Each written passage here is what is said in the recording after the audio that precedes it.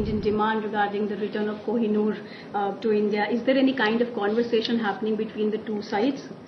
We've been talking between the UK and India for quite some time to make sure that people both in the UK and in India can benefit from and have access to many of the cultural artefacts that stem back to the time, very different era. That's something that I've discussed with my counterpart. Welcome to India. This is your first visit to India in your current role. How has it been going and what are your upcoming meetings? Well, I'm here to attend the Waves conference and also to sign a cultural cooperation agreement between the UK and India. It is very exciting for me to be here. Not only is this a very personal visit for me, I'm the first ever Labour Cabinet Minister of Indian Heritage, but it's been an absolute delight to be able to signal how much we want to work with India to celebrate the great successes in film and TV, sports, music, fashion of our great nations, and to take that to the next level through greater collaboration. Ma'am, as you mentioned, during your India visit, you have signed a bilateral cultural cooperation agreement. Can you talk to us more about that? How will it benefit both India and UK? And how do you see India-UK cultural connection? Well, across the creative industries, the UK and India really excel, whether it's film, fashion, TV, music, gaming.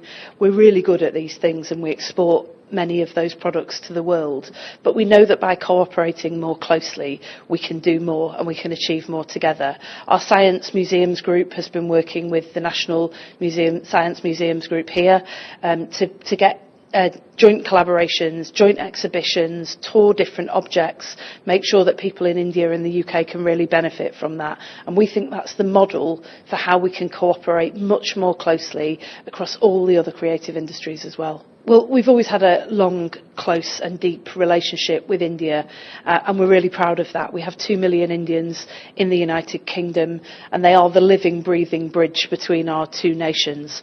In recent years we've already seen lots of cultural collaborations springing up. Recently Ed Sheeran collaborating with Dileep Dosanjh and A.R. Rahman, which has brought a new vibrancy to the music industry, and we want to see more of that. We think that by working together, India and the UK can really be an exemplar of how you break down national boundaries and you work much more closely together and bring people together through the power of the creative industries. Right. Ma'am, you also had a meeting with India's External Affairs Minister Dr. S. Jaishankar on the sidelines of the Waves in Mumbai. How was that meeting and what was all discussed? We were very pleased to have a bilateral meeting to discuss how we can cooperate much more closely. Prime Minister Modi has signalled his personal commitment to taking what is already a huge Indian success story through film, fashion and their wider creative industries and really putting rocket boosters under them for the coming years. Our Prime Minister, Sir Keir Starmer, very much agrees with him. That is exactly what our UK government is trying to do, and we have a lot of ambition for what India and the UK can achieve together.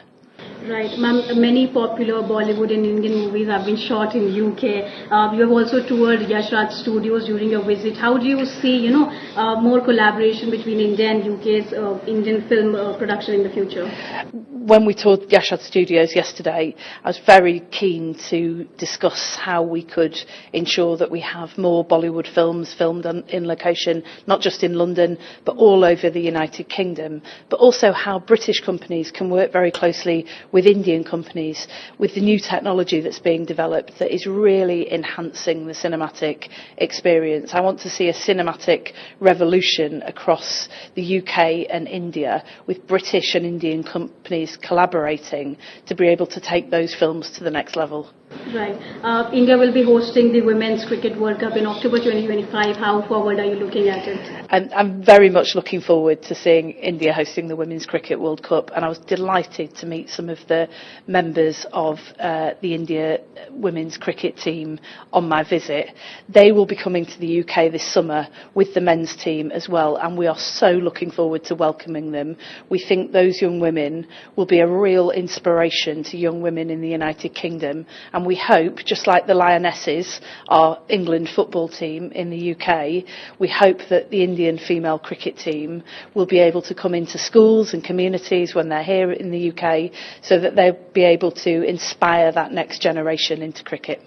Right. Ma'am, just a few days ago, India was attacked. The tourists were attacked, and you also joined in a moment's silence as a gesture of respect for victims. What is UK's position, and what are your thoughts on this terrible attack that has happened? Our Prime Minister, Sir Keir Starmer, was very pleased to be able to send his condolences directly to Prime Minister Modi and to send our condolences to the families of the victims of these appalling attacks.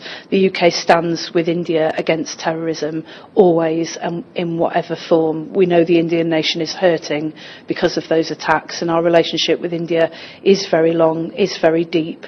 When you're hurting, we're hurting, and I was pleased to be able to join in that minute's silence to show our respect and our support for India's fight against terrorism. Just last question, ma'am. There is an Indian demand regarding the return of Kohinoor to India. Is there any kind of conversation happening between the two sides?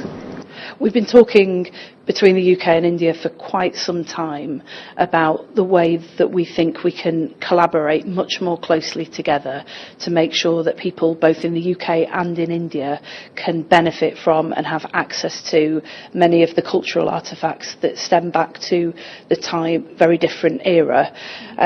That's something that I've discussed with my counterpart.